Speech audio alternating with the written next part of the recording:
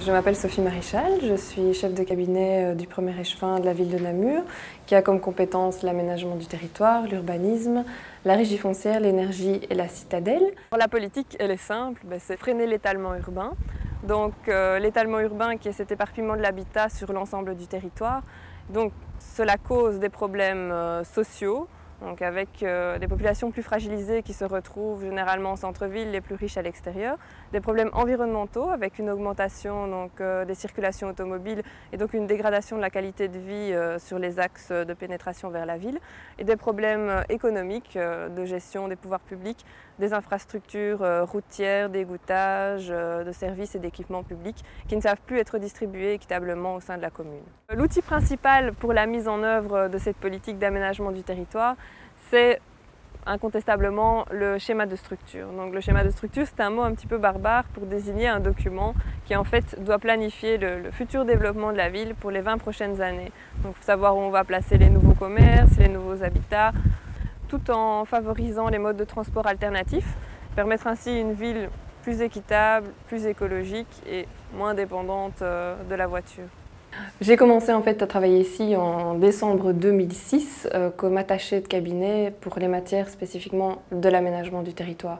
Donc là, c'était gérer les demandes de permis de lotir, de permis d'urbanisme, les gros dossiers d'envergure, les dossiers plus de planification comme le schéma de structure, les schémas directeurs.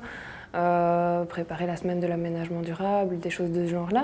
Depuis septembre 2009, j'occupe la fonction de chef de cabinet, qui est une fonction beaucoup plus politique et moins technique que celle que j'occupais précédemment. En ce qui concerne les dossiers, c'est principalement les dossiers avec une connotation politique, donc des dossiers d'envergure tels que le dossier du quartier de la gare de Namur. Je m'occupe aussi de tout ce qui est préparation des collèges, du conseil, des interpellations de l'échevin, des contacts avec la presse. Je vois que pour le site des casernes Léopold, il y a tout un argumentaire à faire. On est amené, oui, régulièrement à rédiger des argumentaires, notamment quand on a des points importants qui passent en conseil. Il faut vraiment se préparer face à l'opposition, que l'échevin ait lors de la séance toutes les informations. Et donc généralement, on lui rédige des notes qu'on distribue éventuellement à la presse et dont il se sert pour étayer son propos pendant la séance. Dans ma fonction, on n'est jamais amené à être sur le devant de la scène.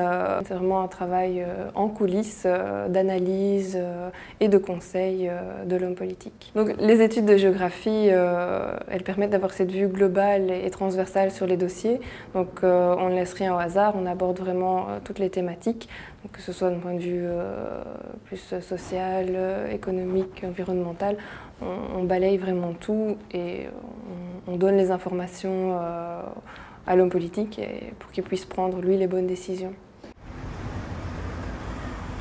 Je suis très attachée à ma ville et c'était vraiment un rêve, en quelque sorte, de travailler dans mes matières, donc l'aménagement du territoire, l'urbanisme, pour ma ville natale, donc Namur, et ça c'est vraiment une chance inouïe. Ce qui me plaît dans mon métier, c'est principalement de mettre la science au service d'un projet global, d'un projet collectif, en vue d'améliorer la qualité de vie des générations actuelles et des générations futures. Donc se sentir utile et apporter sa pierre à l'édifice face aux grands enjeux qui nous attendent.